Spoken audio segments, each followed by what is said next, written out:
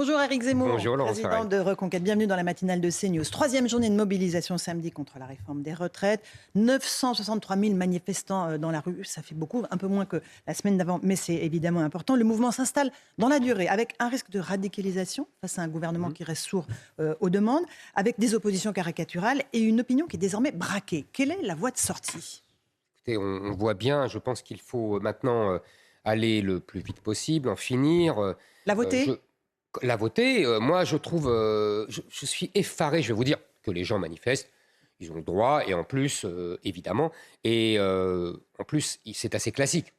On connaît depuis 20 ans des réformes de retraite, à chaque fois, ça suscite une grosse mobilisation, ce qui est tout à fait légitime.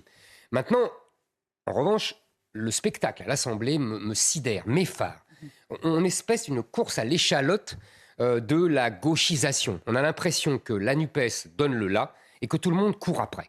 Et que c'est à celui qui sera le plus gauchiste derrière eux. Alors on voit le Rassemblement national courir après la NUPES. Oui, se gauchise sur le fond.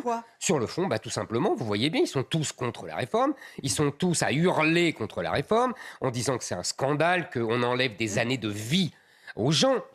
Ils travaillent, on ne les tue pas. Enfin, les mots ne veulent plus rien dire. On voit le Rassemblement national courir après la NUPES, c'est le pire. Et le pire, parce qu'à la limite, ça, on avait l'habitude, mais le pire, c'est LR.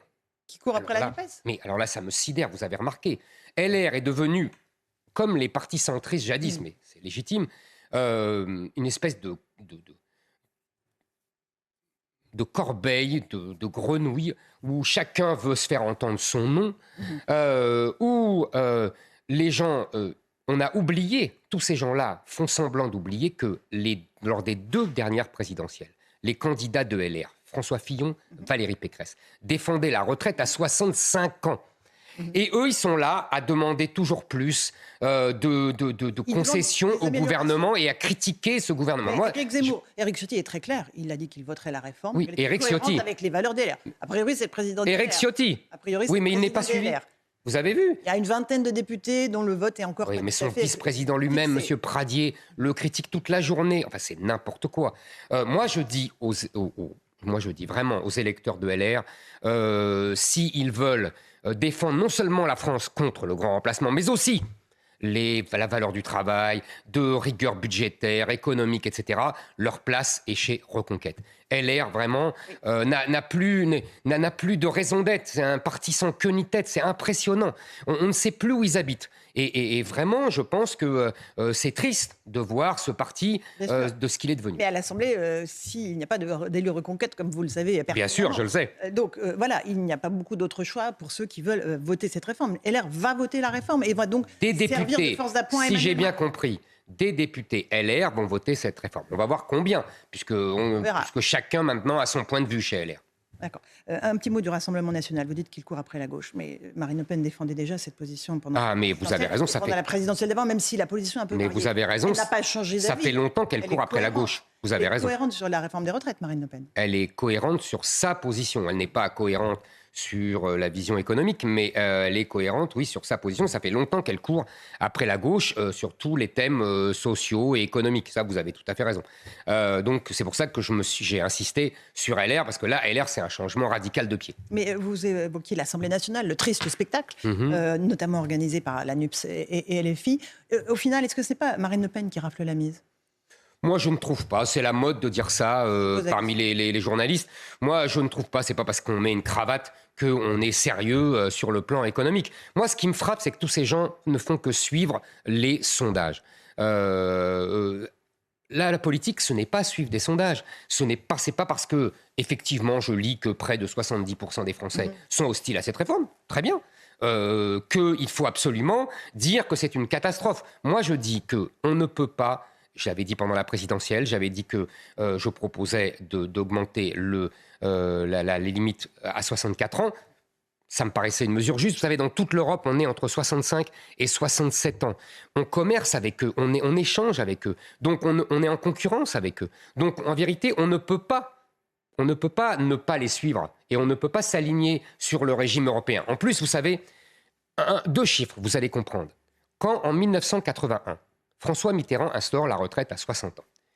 L'espérance de vie à l'époque est pour les hommes de 69 ans, 70 ans, et pour les femmes de 75 ans. Aujourd'hui, l'espérance de vie est pour les hommes de 79 ans et pour les femmes de 85 ans. Donc il est tout à fait légitime d'augmenter cet âge de la retraite, d'autant plus que le nombre d'actifs diminue. En revanche, là où je pense que cette réforme n'est pas complète, qu'elle manque de nombreux éléments, c'est que Emmanuel Macron ne tient pas compte des problèmes de fond, c'est-à-dire, la natalité. Alors justement, là, les mères de famille sont pénalisées par cette réforme. Oui. Les trimestres obtenus pour mais chaque vous enfant savez, sont gommés par la réforme. Alors qu'on sait que la natalité, c'est la clé. Mais de vous avez tout à fait raison. Mais ça fait longtemps, vous savez, pour ça... Non, je dis, on ne peut pas dire blanc ou noir. Vous voyez bien que même les députés LR demandent des choses. Moi, je dis, globalement, je n'aurais pas fait comme ça. J'aurais, oui, mis la date, l'âge à 64 ans.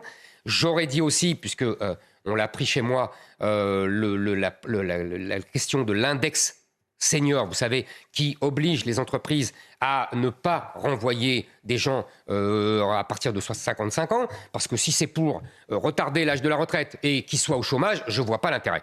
Bon, donc ça oui, et en plus, une réforme beaucoup plus globale qui est, vous avez tout à fait raison, la natalité, protéger les femmes qui ont eu des enfants, pousser à la natalité, en vérité, refaire tout ce que François Hollande a détruit, parce que c'est François Hollande qui a détruit la politique de natalité en France, il faut le rappeler, et Emmanuel Macron était son conseiller à l'époque à l'Élysée, et une politique de réindustrialisation, parce que plus il y aura d'emplois, plus il y aura d'actifs, et donc plus on pourra soutenir le régime par répartition, et de lutte contre la fraude.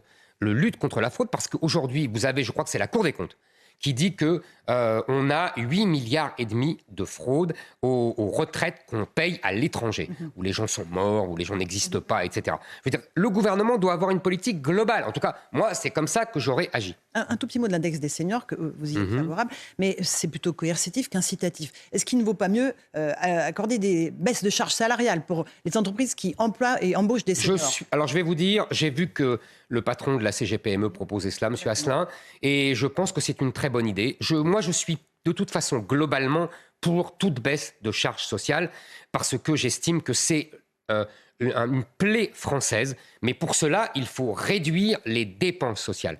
Et pour réduire les dépenses sociales, je pense qu'il faut d'abord, comme je l'ai dit pendant la présidentielle, s'attaquer au régime d'assistanat globalement, et en particulier au sein de régime d'assistanat, et ça va nous faire la liaison avec votre deuxième sujet, je crois, aux étrangers qui n'ont pas le droit à la solidarité nationale. Encore un mot de Jean-Luc Mélenchon, qui trouve les blocages légitimes. Il dit « Monsieur Macron, s'il compte sur mesure, il se trompe de pays.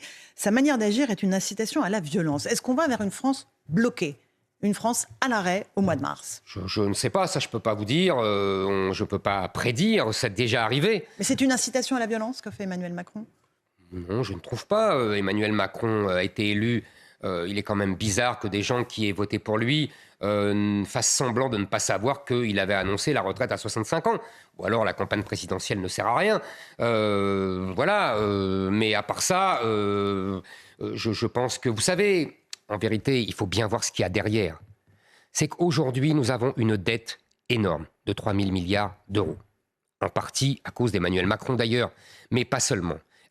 Et d'abord, avant tout, parce que l'on finance notre système social obèse et le fait que nous soyons ouverts au monde entier. Si nous ne faisons pas cette réforme, si le gouvernement cale, avec une hausse des taux continue à cause de l'inflation, la dette va coûter de plus en plus cher. Et les marchés financiers ne prêteront plus à la France. C'est ça qui est derrière cette réforme. Il faut pas se leurrer. Donc c'est cette réforme ou le chaos ? C'est pas cette réforme ou le chaos, c'est cette réforme ou le fait que, vous savez, on a vu il y a quelques mois le gouvernement anglais balayé en quelques jours par des marchés financiers qui ne voulaient plus prêter à l'Angleterre. Ça peut nous tomber dessus, ça peut nous arriver. Mais c'est un peu surprenant de vous voir en soutien du gouvernement d'Emmanuel Macron. Je ne suis pas du tout en soutien du gouvernement, puisque moi je défends ce que j'ai proposé. Et j'explique le contexte. Et je dis maintenant, pour alors faire un équilibre à ce que j'ai dit, là aussi il y a un contexte global pour la population française, pour les gens modestes. Ils voient la hausse des prix, en particulier les prix alimentaires. Ils voient cette réforme des ZFE, absolument scandaleuse, qui interdit aux gens modestes qui ont des vieilles voitures de rentrer dans les centres-villes. Bon. on rétablit l'octroi du Moyen-Âge. On va leur demander un passeport bientôt. Donc, si vous voulez, je comprends la colère des gens. Elle est globale. Je pense qu'elle ne se polarise pas uniquement sur cette histoire des retraites. Vous voyez, elle est globale et là, c'est tout à fait légitime. Et en plus, elle voit l'État ne pas faire ce qu'il faut, ne pas régler ce qu'il peut lui-même. Donc évidemment, les gens sont un peu furieux. Alors, j'aimerais qu'on parle de ce projet de loi immigration du gouvernement qui a été présenté en Conseil des ministres, le 29e depuis 1981, avec un gouvernement qui veut recréer un titre de séjour pour les métiers en tension et régulariser les étrangers. J'imagine que c'est là que vous trouvez que ça ne va pas. Comment résoudre ces problèmes de recrutement, Éric Zemmour ? Parce que vous avez dit, je crois, il faudrait plutôt des robots que des travailleurs étrangers. Alors, ça peut marcher pour l'agriculture. Non, mais après, ça ne marche pas pour tout. Je n'ai pas dit ça. Mais d'ailleurs, je n'ai pas dit ça. Je n'ai pas dit ça. Allez-y. Ce que je pense, d'abord, vous avez dit vous-même, 29e loi depuis 1980, ce qui prouve deux choses. La première, c'est qu'on ne peut pas régler ça par la loi. Ce que je dis depuis longtemps. Parce qu'aujourd'hui, la jurisprudence du Conseil constitutionnel et des autres cours nationales et européennes nous empêche en vérité de régler sérieusement la question. Ça, c'est une première chose. Deuxièmement, on voit bien que pour la première fois, Emmanuel Macron, M. Darmanin, ont admis qu'il y avait un problème avec l'immigration. Les deux ont admis qu'il y avait beaucoup plus une surreprésentation des étrangers dans la délinquance, dans la violence. Mais le problème, c'est que, comme vous l'avez dit, ils ont compris qu'il y avait un problème avec l'immigration, mais qu'est-ce qu'ils font ? Ils rajoutent de l'immigration. C'est la logique d'Emmanuel Macron. Qui sont déjà sur notre sol et qui travaillent déjà. Oui, mais qui sont clandestins, cher Laurence Ferrari. Et qu'on régulariserait. Qu'on devrait renvoyer, qu'on ne renvoie pas. Qu'on ne renvoie pas. Les restaurateurs disent tous on ne peut pas travailler sans ces gens-là. Alors, je voudrais... Qu'est-ce que vous leur dites aux restaurateurs ? Les restaurateurs, je comprends très bien, je vais dans des restaurants à Paris et je vois bien qui il y a dans les cuisines. Je ne suis pas aveugle. Je voudrais vous dire que cela est ainsi, c'est-à-dire qu'il y a des étrangers exclusivement, on peut dire, dans les cuisines parisiennes, mais aussi bordelaises, toulousaines, lyonnaises, nantaises, etc., dans la métropole, mais que ça ne se passe pas ainsi dans les petites villes et les villes moyennes. Là, il y a des Français. Qu'est-ce que j'en déduis ? J'en déduis que le problème n'est pas, comme on dit, que les Français ne veulent pas faire ce travail-là, mais qu'ils ne peuvent pas y accéder. Pourquoi ? Tout simplement parce que les centres-villes sont devenus inaccessibles aux gens modestes. En raison du prix du logement. Exactement. Et le prix de la vie, on est Exactement, on est tout à fait d'accord. Okay. Mais que là où ils habitaient jadis, moi dans mon enfance, on habitait en banlieue, puisqu'on était modeste, ils ne peuvent plus habiter en banlieue, car il y a des banlieues, les banlieues sont désormais massivement islamisées, et le mode de vie dans ces banlieues-là est inadmissible pour des Français. Ils ne peuvent plus vivre dans ces banlieues. Donc ils vont très très loin dans la fameuse France périphérique. Oui, c'est un problème de logement. Oui, c'est un problème de logement et de logistique. Ils ne peuvent plus arriver dans les métropoles. C'est pour ça qu'ils ne travaillent pas dans les cuisines des restaurants parisiens et des autres grandes villes. Donc le projet de loi, évidemment, ne vous convient pas. Quand il prévoit de faciliter les expulsions, et notamment celles des étrangers déjà condamnés pour des crimes et délits punis de 10 ans d'emprisonnement, là, vous dites OK. C'était dans mon programme, évidemment. Moi, je renvoyais tous les condamnés. Il y a 25% d'étrangers dans les prisons françaises. Et je ne parle même pas des doubles nationalités, puisque moi, j'ai rajouté la déchéance de nationalité. Donc, évidemment, il faut renvoyer les étrangers punis. Maintenant... Avec des laissez-passer consulaires. C'est ce que j'allais vous dire. Il faut encore faire pression sur les pays. J'ai noté que M. Macron a tenté de le faire. Je le reconnais volontiers, pendant 6 mois auprès de l'Algérie et du Maroc, et qu'il a calé, et qu'il a renoncé, qu'il s'est couché. En raison de la crise de l'énergie ? Peut-être, en raison surtout de sa faiblesse. En vérité, c'est pas son sujet, l'immigration. Il pense que, et c'est la même chose, vous avez vu, on a dit tout à l'heure, il n'a pas fait de politique de natalité. Pourquoi ne fait-il pas ça ? Il a bien compris que le système de répartition ne tenait pas parce que le nombre d'actifs était trop limité. Il a bien compris ça. Mais il pense que c'est l'immigration qui va remplacer. On peut d'ailleurs voir un lien avec ces fameux métiers en tension. Il pense que l'immigration va remplacer les petits Français. Moi, je ne pense pas. Je pense que ça pose de tels problèmes, ça désagrège complètement le pays, qu'il faut arrêter net l'immigration. Et pour cela, favoriser la natalité française.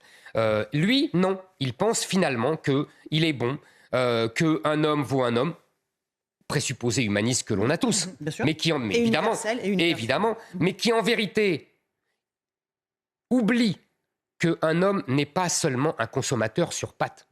Et que, vous savez, il y a des cultures, il y a des traditions, il y a des mœurs qui différencient et qui opposent les gens. Et c'est exactement ce qui se passe aujourd'hui en France. Et d'ailleurs, je voulais dire pour les métiers en tension, je finis parce que oui. on finit là-dessus. On nous dit les étrangers viennent pour travailler. D'ailleurs, vous savez qu'aujourd'hui, les 300 000 entrées légales, on bat tous les records avec M. Macron. Il y a seulement 15% des gens qui viennent pour travailler. Il y a beaucoup d'étudiants. Il y a beaucoup d'étudiants, il y a beaucoup de regroupements familial. C'est les 2 postes les plus importants, sans compter le droit d'asile, qui sont déboutés mais qui ne partent jamais. Mais vous savez qu'aujourd'hui, vous avez 38% des étrangers qui ne travaillent pas, qui sont ni au travail, ni en formation, ni même à la retraite. Pour les Algériens en France, le chiffre est de 41%. Donc, qu'on ne vienne pas me dire que ces gens-là viennent travailler. Ministère de l'Intérieur, INSEE. Okay. J'aimerais qu'on termine, Éric Zemmour, à propos des menaces de la ministre de la Culture. Madame Rima Abdul Malak, elle a proféré ces menaces à peine voilées contre les chaînes du groupe Canal+, C8 et CNews, la semaine dernière sur France Inter, incitant l'Arcom, l'autorité de régulation des médias, pourtant censée être indépendante, à évaluer la situation au moment du renouvellement de l'attribution des fréquences en 2025. En clair, la menace, c'est de fermer les chaînes C8 et CNews, avec la rédaction de CNews que je salue au passage et dont je salue le travail tous les jours. Je rappelle aussi pour nos téléspectateurs qui ne le sauraient pas que vous avez été salarié de CNews pendant plusieurs mois. Est-ce que les propos de la ministre vous choquent et est-ce qu'ils remettent en cause l'indépendance de l'Arcom ? Écoutez, c'est au-delà de ça. Il ne me choque pas seulement, il me scandalise. Tout est scandaleux dans cette déclaration. D'abord, le lieu. Le dire à France Inter, parler de pluralisme à France Inter, qui est la chaîne du monopole idéologique de la gauche, voire de l'extrême gauche. Avec des journalistes qui travaillent formidablement. Ah non, mais c'est pas le sujet. Mais bien sûr, c'est pas le sujet. Vous savez, évidemment, de toute façon, les journalistes sont à 80% de gauche. Ils ont été formés comme ça dans les. Mais bien sûr, mais je ne veux pas dire qu'ils travaillent mal. Je dis que simplement, ils ont une idéologie.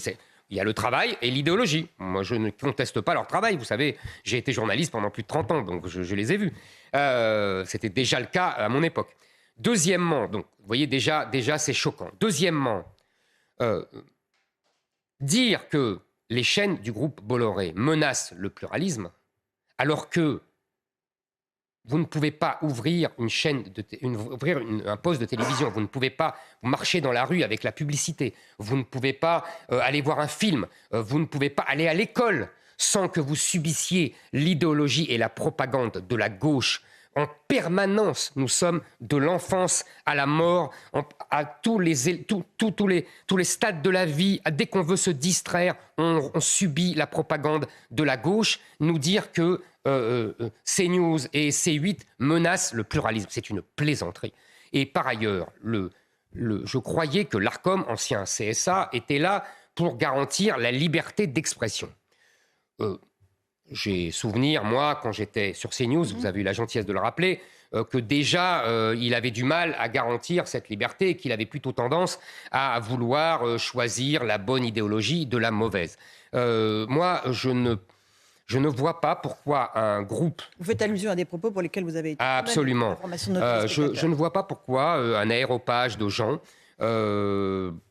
déciderait de la liberté des chaînes. Je ne vois pas pourquoi. Je n'ai jamais compris, c'est encore une loi faite par François Hollande, par la gauche, qui lui a donné beaucoup de pouvoir. Je pense que ces pouvoirs sont largement excessifs et qu'il ne devrait pas ainsi avoir droit de vie ou de mort sur des chaînes, quelles qu'elles soient, surtout quand vous avez derrière la ministre qui lui dit manifestement qui il faut viser. Parce elle n'a pas dit, cette ministre, « Ah, mais France 2 est absolument scandaleuse, elle menace le pluralisme, car on ne parle qu'avec des idées de gauche, voire d'extrême gauche. » Elle n'a pas dit, « Ah, le cinéma français est absolument scandaleux, car on ne peut pas voir un film qui ne s'intéresse pas aux migrants ou aux transsexuels. » C'est ça, aujourd'hui, le paysage culturel en France. J'aimerais bien que la ministre de la Culture s'en aperçoive. Merci beaucoup, Éric Zemmour, d'être venu ce matin dans la matinale de CNews à Bourg-en-Manézin pour la suite.